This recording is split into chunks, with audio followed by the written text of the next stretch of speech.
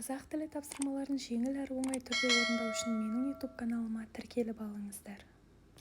Бірінші тапсырмада мәтіннің нақты мазмұнын ашатын нақтылау сұрақтарын құрастыруымыз керек. Бірінші сұраққа: ата-ананың отбасындағы рөлі қандай? Екінші сұраққа: ата-ана алдындағы перзенттік парызымызды өтеу үшін не істеуіміз керек? Үшінші сұраққа: ата-ана ұғымы неліктен қазақ халқында қастерлі деп нақтылау сұрақтарын құрастырамыз. Ал астындағы сұрақтарға жауап беретін болсақ, біріншісіне: отбасындағы ата-ананың рөлі өте маңызды. Олар бірін-бірі толықтырып тұрушы. Біздердің оттегіміз бен сутегіміз іспетті. Екінші: мәтінде қазақтың көрегенділік және үлкендерге деген құрмет көрсетілуі, кішіпейілділік мінезі көрініс тапқан деп ойлаймын деп сұрақтарға жауап берулеріңізге болады. Ал екінші тапсырмада бірінші топ мәтіндегі сөйлемдерден ой екпінін анықтауымыз керек.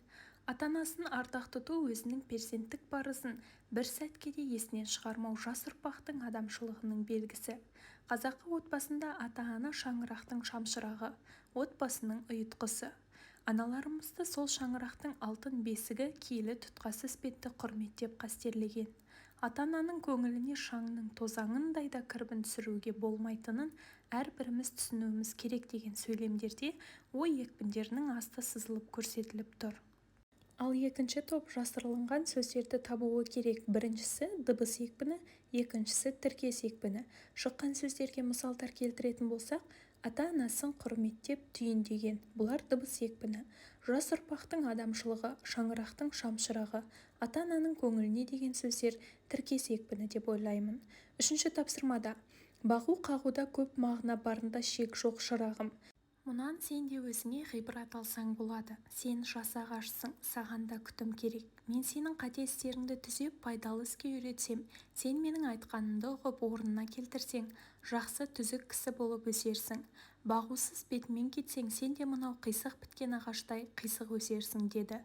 Ыбырай Алтынсарин әңгімесінен үзінді. Ал төртінші тапсырмада Еңсеповтың әке толғауы күйін тыңдағанда әкенің мейірімі мен қамқорлығын анық сезінуге болады. Күй әуені әкенің балаға деген аялы алақаны, ақылы мен қамқорлығын еске түсіреді.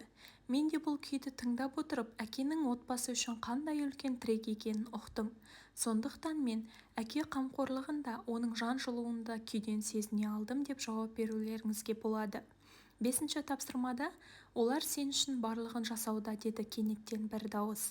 Азат: жан-жағыма қарап түсіне алар емеспін. Бұл дауыстың иесі кім? Түсіне алар емеспін. Ішкі дауысым: Азат, бұл мен, сенің ішкі дауысың. Азат: олар дегенің кімдер? Ата-анам ба?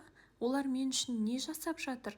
Ішкі дауысым: анаң сені 9 ай құрсағында, одан қалды сөйлеуді, тамақ ішуді, жүруді білмегеніңде де, тіпті қиянқылық жасағаныңда да, әкең екеуі сабырлылық танытып, сенің қасыңда болуда. Ата-анаң сен үшін жұмыс жасап, сенің болашағыңның жарқын болуы үшін қолдарынан келгенін жасауда.